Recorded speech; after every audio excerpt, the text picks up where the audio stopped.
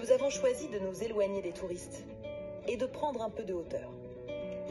Rendez-vous nous est donné à Caprakota, dans le Molise, l'une des plus petites régions de la péninsule, juste au nord des Pouilles.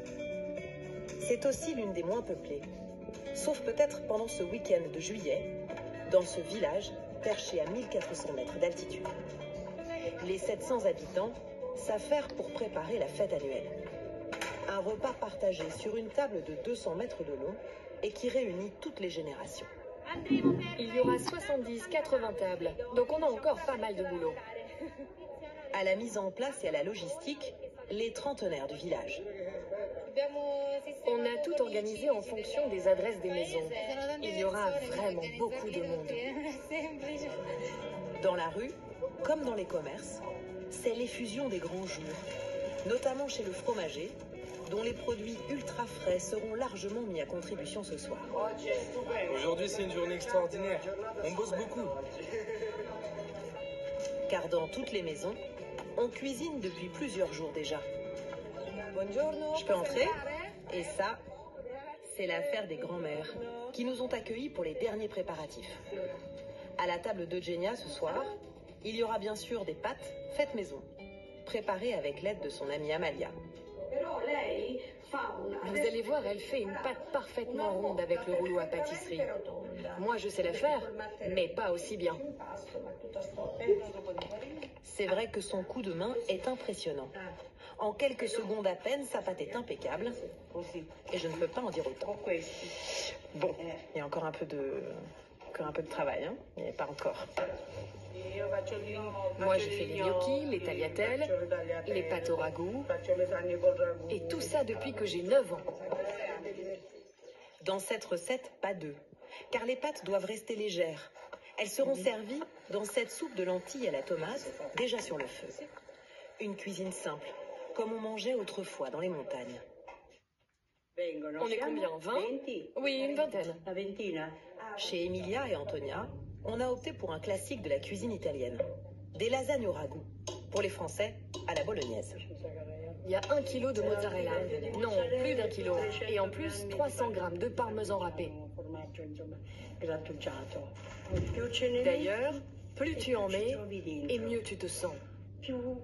Si ce n'est pas généreux, ça ne vaut rien. Dans la rue, la table commence à prendre forme. Chacun décore sa portion à sa façon. Mais il y a un lieu où l'on reste encore totalement hermétique à l'agitation. C'est à la table des joueurs de cartes. Le 3-7. Sorte de blackjack en équipe, très répandu dans cette région voisine de Naples. Ici, il n'y a pas de poker ou de rami. On joue au 3-7 napolitain. Les cartes n'ont rien à voir avec celles que l'on connaît en France. Mais peu importe les règles, le spectacle vaut le déplacement. On a fait un tour complet. Lui, et moi non. Mais je t'ai donné les cartes. Vas-y, c'est bon. Ça a l'air très sérieux, hein? Mais tu rigoles ou quoi? Ils montent très vite dans les tours et ils ne laissent rien passer.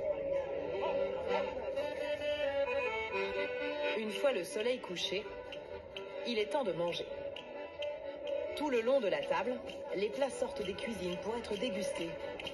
C'est le début pour nous d'un long marathon. Chez Emilia d'abord, puis chez Eugenia. J'ai mangé des lasagnes, j'ai mangé un plat de pâtes avec des lentilles, du fromage, de la charcuterie, des boulettes. Et là, bon, c'est la parmigiana, j'ai pas vraiment le choix en fait. Comme souvent en Italie, quand on vous invite à manger, il faut manger. Et toi derrière la caméra, mange aussi. Et à mesure que la soirée avance, les anciens laissent la place à leurs enfants et petits-enfants, qui ne rateraient cette fête pour rien au monde.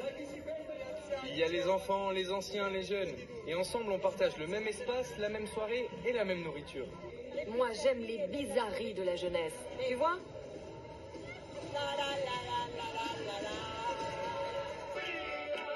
Et c'est au rythme des musiques traditionnelles que les plus petits danseront une bonne partie de la nuit pour apprendre à cultiver et partager ce goût de l'Italie. On peut poursuit le décryptage de l'actualité dans quelques minutes avant.